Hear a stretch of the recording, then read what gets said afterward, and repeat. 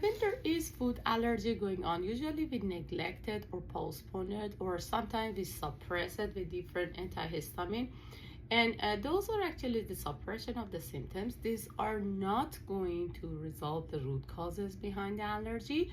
So if you are interested in discovering the root causes behind allergy, I can do a radiology, iris eye reading. I can take a look at your eyes, discover what is going on inside your body, because the organs of body are related to each other, and even the allergy can affect on other organs such as liver, immune system, and other parts of your body.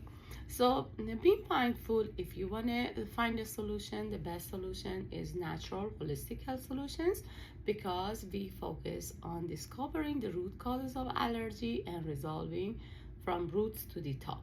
So it is effective if you have patience to practice. Feel free to DM me. I'm here, Dr. Sherry, Orange County, California.